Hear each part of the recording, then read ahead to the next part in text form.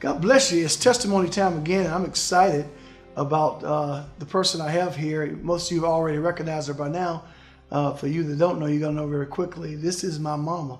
I'm so honored to have my mom here with me on Mother's Day. And it's a blessing. We just had a fellowship dinner, had a great time with all the moms of New Life. And Mom always comes up and visit. Mom, how you doing? Doing good. You know, usually we use this time as a testimony time about how God has blessed people financially. But I just want to use this time of testimony to say I am honored to have my mom still living and alive. And so many people have lost their mothers, and my prayers are with them. And one day, I really kind of hope I go before you, Mom. But the thing is that I got you here now, and I want to celebrate you. I want to appreciate you. And I also want you to give an opportunity to tell mothers that are maybe struggling being moms. You know, you had 6 children. You got married to my daddy when you were 14 years old, had your first baby when you were 16. Of course, they did that back then. But anyway, but you were married to my dad for how many years? 57 and a half years. 57 and a half years. So being a young mom, what was the challenge for you back in that day? Back in that day, it wasn't such a challenge because I loved my children and I was young enough to react with them and play with them. So it was just like growing up with my children. Right. And it was always such a joy.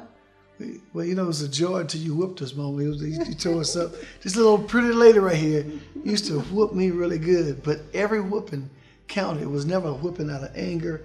It was a whooping to save us and to keep us. We don't understand it all the time, but Mama, when I became an adult and I saw how other kids were behaving because they were never disciplined nor loved, and I couldn't tell the difference between the love and the discipline, but it was all one and the same. And we had some great times. You did some great things. You always made us feel special. I would see you on Saturday evenings on the dining room table, sewing out me and Keith some suits to Dad really couldn't afford, or you were trying to save Dad from spending a lot of money, so you would make our suits. You would make all my brothers and sisters' clothes. And thank you for that. I just really thank you for that. What was going through your mind when you were doing all that? Well, I wanted you all to look as good as any other child.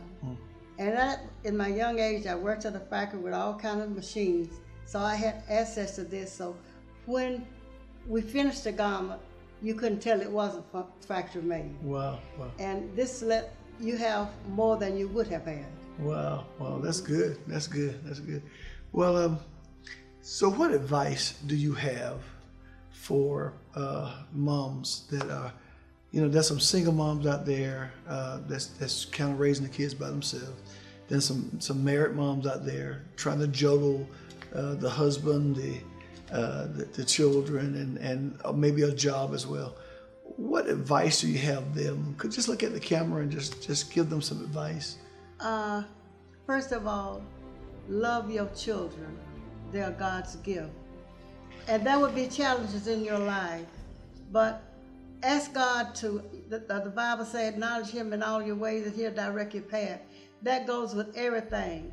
Even if with your food, ask God to give you how to prepare that food and how to match their clothes. And God will help you in every area of your life. So don't give up if things get tough, because things were tough with us, but we made it. And let love be your chief motive behind everything that you do for your children. And you will make it. And don't let nobody discourage you, because you can make it if you try. And have confidence in your own self.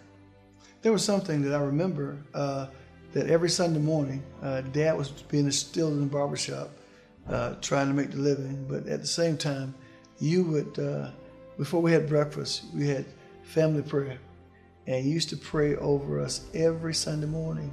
And although you pray for us every day, but we heard you on Sunday mornings praying over us, and those prayers, the memories of those prayers, the words of those prayers have been rehearsed in my ears even as a child.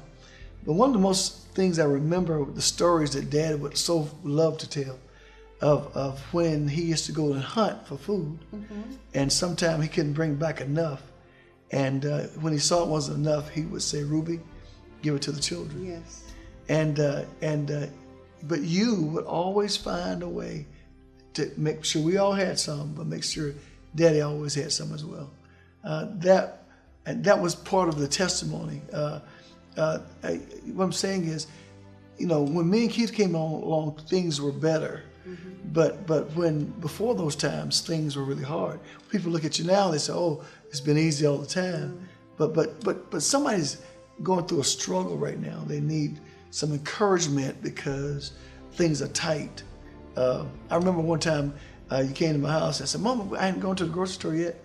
I said, "Oh, baby, you got this right here. You got this right here." You start making a meal out of things that I wouldn't even have put together as a meal.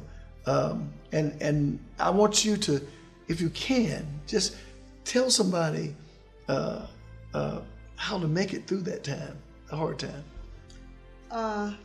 You will be surprised what's in your kitchen. Wow.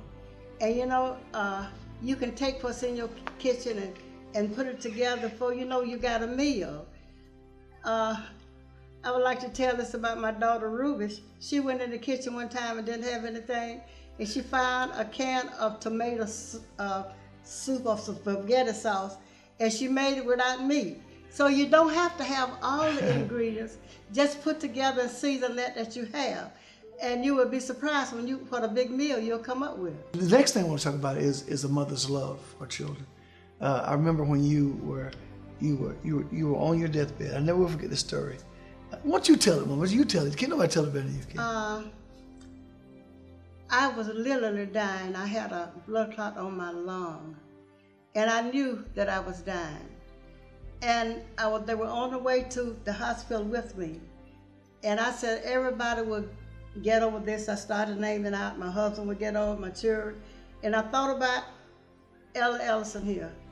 And I said, Lord, my baby, nobody understands him like I do. She called me baby, by the way. She called me baby. I am the baby. I held on because of him until I could get help. So there are things in your life to motivate you to hold on. You just have to choose what that thing is and hold on until you can get deliverance or get help. Well, the thing about it, you looked around the room, what you told me, you looked around the room, you said, Ernest will be fine, children will be fine, but then you said, my baby Terry, nobody understands him. And so you fought your way back to hold on to me so that I would have somebody in the world that understood me. It's amazing how mothers can fight their way back for their children. That's right. Just to live. And I thank you for fighting. The Bible says, precious in the sight of God is the death of his saints, which means that God refuses to take a saint out unless everything's in place. And he knew that I still needed you in my place. And so I'm so glad you're here. Thank you. That's it. So happy Mother's Day to everybody. I pray that if your mother's living, we're praying for your heart, that God strengthen you at this time. Also, if your mother's alive, if you need to appreciate your mother more than you ever have. There's nobody like your mom. There's nobody like your mom. She's the one that birthed you into the world, and you need to appreciate her. I'm telling you, when you appreciate your mom, it'll be a blessing to you because you honor your mother and father. The Bible says your days shall be long, which means not just the length of time, but the quality of time that God will give you because when you appreciate your parents.